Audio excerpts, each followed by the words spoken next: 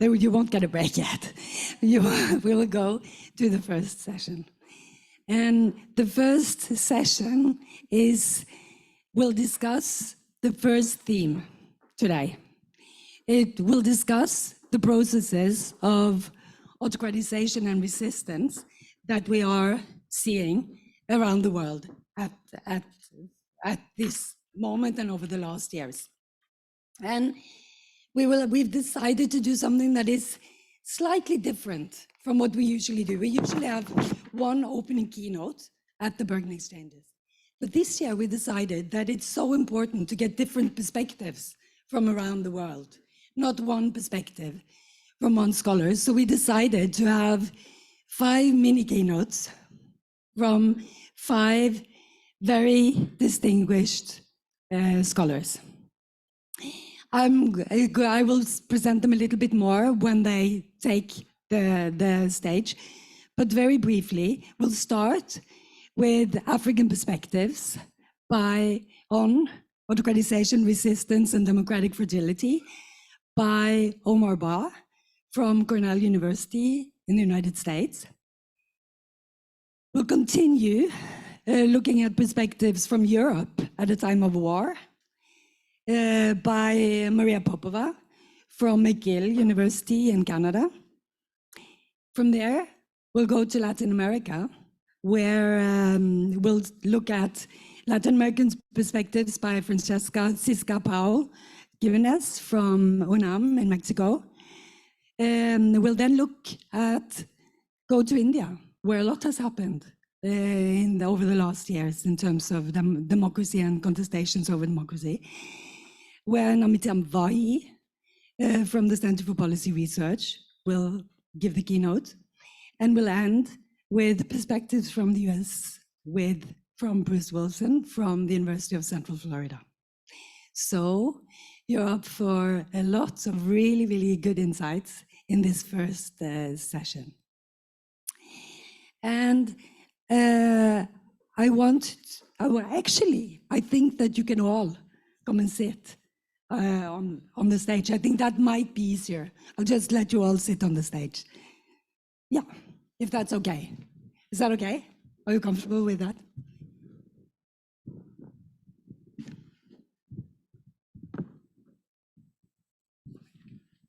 What do you want to say?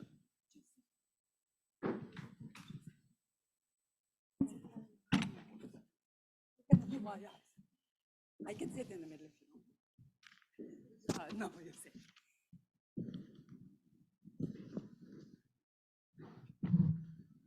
So, as I said, the first keynote will be by Oumar Ba, who is, what is one of the things that I forgot to say in the opening is that one of the exciting things at the Bergen Exchanges is the interdisciplinarity. That we have a lot of different disciplines across the social sciences, law, and also other very different disciplines, medicine and so on. And in this session, we have both political scientists and law represented almost equally. And we'll start by a political science perspective from Oumar Ba, who teaches at the Cornell University, but who has an international perspective, is a specialist in international law and international legal institutions. So that is a very good way for us to start. Please, Oumar. Thank you, Siri. I want first to say my gratitude to the organizers of these exchanges, and also to all the wonderful volunteers who've been steering us over the past few days. As you may imagine, it's a bit of a challenge to speak of African perspectives on these themes within the 15 minutes that we were allowed to deliver our insights. But when I was thinking about what to say, I was also looking at what was happening at the same time throughout the African continent. And as you know, about 2 weeks ago, the presidential guard in Niger took over the power. And during that day, ECOWAS tried to send the president of Benin to Niamey to defuse the situation, to stop the coup from taking over. But by midnight on that day, the soldiers went to the TV station and announced that they had, in fact, seized power in Niger. And interestingly, this time, ECOWAS met and delivered a deadline, basically, to the military junta by telling them that you have 1 week to restore President Bazoum, otherwise a military intervention could be undertaken. So that was a new development in how ECOWAS responded to this. And Niger is a very interesting case, so I decided to use Niger as an example to address the broader issue of military coups and autocratization across the continent, but also how ECOWAS and the African Union have been responding to these coups. The other thing is that, Niger is only the 5th West African country that has experienced a coup over the past 3 years. So 5 countries over the past 3 years. There was Mali, which had 2 coups in 2020 and 2021. There was Chad, 2021, Guinea, 2021, Burkina Faso twice in January 2022 and September 2022. So Niger comes on the heels of this new wave of military coups. The question has been asked whether what we're seeing now is somewhat a coup contagion across the continent, and the term coup contagion was used by the UN Secretary General. I'll respond to that question briefly, but it's also worth noting that Niger has had 5 successful military coups since its independence. As you know, unsuccessful coups are very hard to account for because there are oftentimes unsuccessful coups that we may not know about, and there may be some accusations of coup attempts, which in fact were not so much. But what we know is that since 1960, there's been 5 military coups in Niger.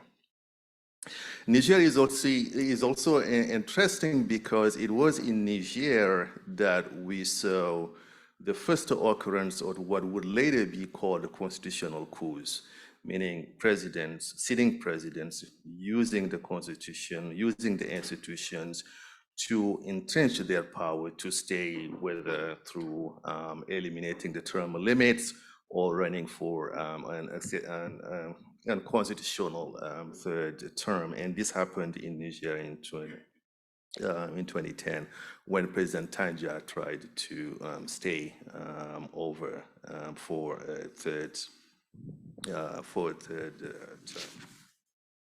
Now, how do we define coups?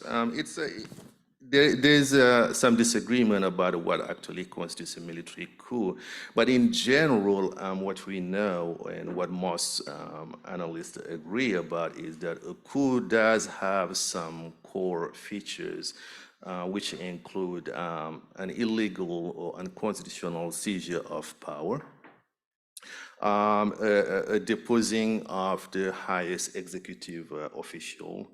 Also, coups oftentimes include a limited number of actors who carry out a sudden or covert operations. Now, back to the question, are we witnessing a coup contagion? This is a complex question because up until about 1990, the most prevalent way through which power was changing across the continent was through military coups. So that was the case up until the 1990s. Military coups were quite prevalent across the continent.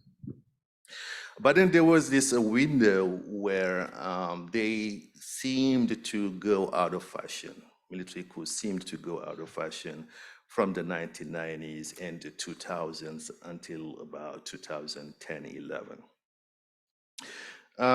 Do we see here a correlation between the Cold War and its end with the prevalence of coup? That's an empirical question that can be addressed.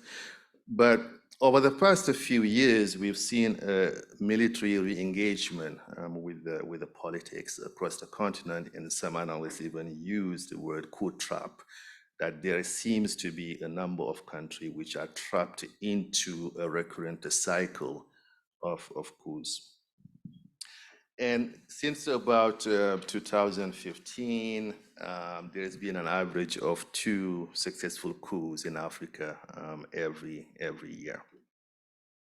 But the evidence does suggest that there's no an actual epidemic of coups, because out of 54, 55 countries, the number of countries which still experience coups is quite limited. So in that sense, we may not speak of an epidemic.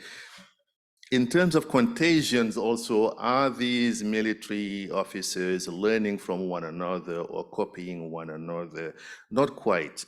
What we see, according to Naunihal Singh, for instance, is that these coups are occurring in countries who historically have had many coups before. So there's a recurrent pattern within these countries too, which may lead us to think about maybe there's a coup trap going on there. Mali, Burkina, Sudan, Niger, Guinea, all these countries have a long history of coups. There's also a common thread among them, which is that they tend to have very low GDP per capita in this country. Some have pointed out also maybe we can link insurgencies and the jihadist groups and instability with the recurrence of coups, but I think that link is still quite weak. We do not have enough evidence to suggest that jihadist activity is a good predicator of potential coups. But what we know is that the instability can lead to a lot of discontent among the population and among the military, which eventually could also lead to a coup occurring later.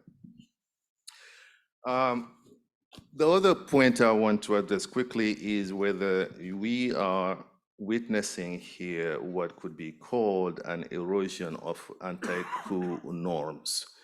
There's been a long history of coups being normatively something that gets sanctioned, that the international community tries to revert coups. Sanctions are put upon the state or the officers that do it, and there's a pressure to organize elections afterwards. It wasn't until towards the late Cold War that these anti-coup norms actually took hold, when in 1985, for instance, the United States passed this Appropriations Act, which would limit how much aid can be provided to a country that has succumbed to a coup, and that was in the case of El Salvador at the time. And ever since, every single year, there's some version of this anti-coup provision in U.S. foreign aid, although the application of this hasn't always been consistent, depending on geostrategic interests. Have I finished, or do I have a few minutes? 5? Okay, great, excellent. I was worried there a little bit. So this anti-coup norm developed across the world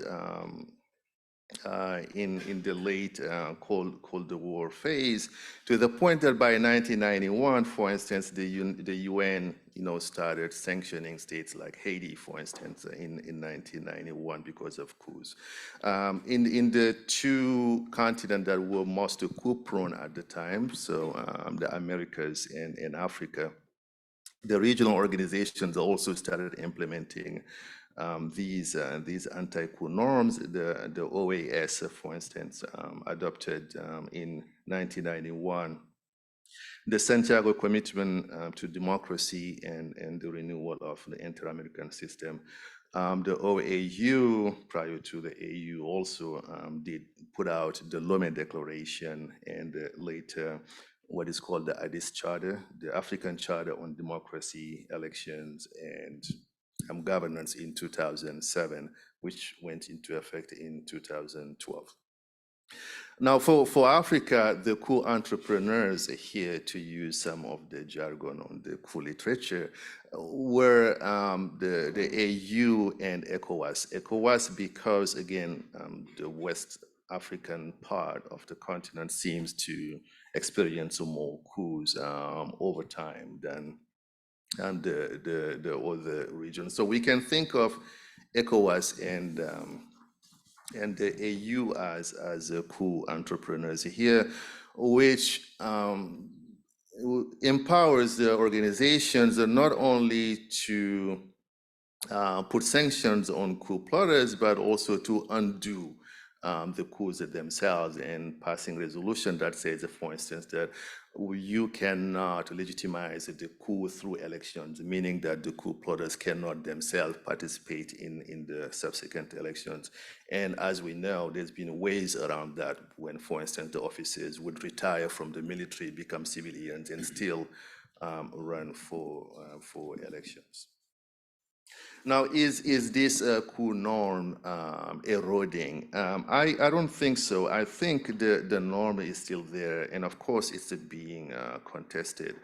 But contestation has been always a part of norms development, and the very idea that a norm is being contested can actually point to the prevalence of that norm, because what we see is even the coup plotters themselves will try to couch their actions into explanations that say, this is not actually a coup against democracy, this is a coup to restore democracy. If we look at how they name their institution they put in place, it's always something about restoration or refundation or safeguarding, as in the case of Niger. So they're still couching their coup rationale through the trying to point out that we are not actually doing a coup against democracy, we are actually making this coup as a way to restore democracy.